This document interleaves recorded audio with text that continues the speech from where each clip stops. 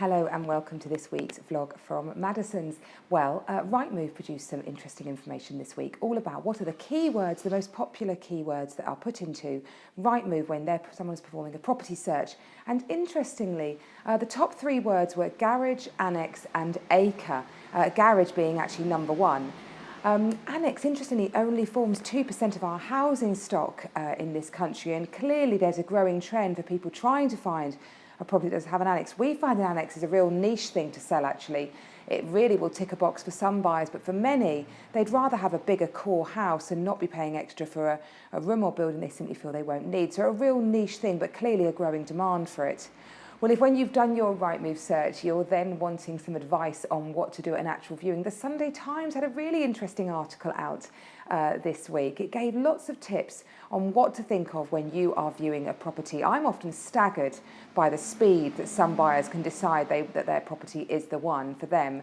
I think often sometimes it takes them longer to buy a used car. So really interesting article. It's got some great tips, particularly things about finding out questions on if you're buying a flat, is it leasehold, share of freehold, common hold. Certainly your agent should be able to give you all the information you need on that and service charges, etc. Should you do the viewing with the vendor or the agent? Well, if you're selling through an online agent, you probably will do it with the owner. But certainly we would always recommend that first viewing absolutely with an estate agent, just so the buyer can really imagine themselves in the space, and second viewing if they want to with the seller, because they can really get into those nitty-gritty questions.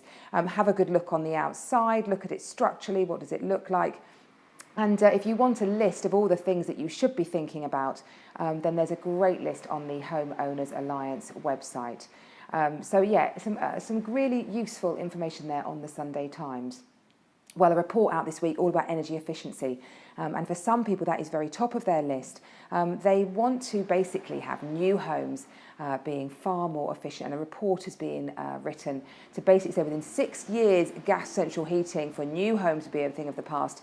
Gas hobs would be banned, and there'd be induction hobs and heat source pumps. So really quite cutting edge technology, certainly with a heat pump. And yeah, they're looking at what they do with the 29 million existing homes that certainly are not energy efficient, and really ground sweeping reforms recommended there.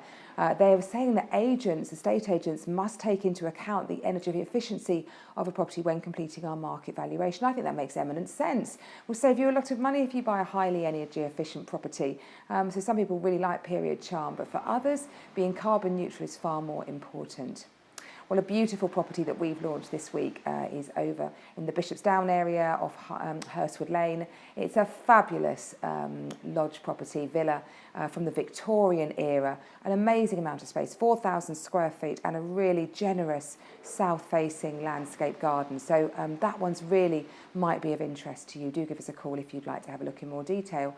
Well, of course, it's Easter holidays, everything in full flow, children out there to be entertained over the period. There's lots going on, as you'd expect, lots of National Trust properties with egg hunts. Greenbridge Place has got an Alice in Wonderland themed event going on, Penshurst Place and all sorts. But the one that caught my eye, actually, where I think I'll be taking my children along to, is over at Tenterden Kent and East Sussex Railway. They've got a Lego exhibition with life-size models, all displayed with LED lights. I think that'd be quite spectacular and probably appeal to children of a variety of ages, so I'll certainly be heading over there. We hope you've enjoyed the vlog this week and look forward to seeing you next week. Bye-bye.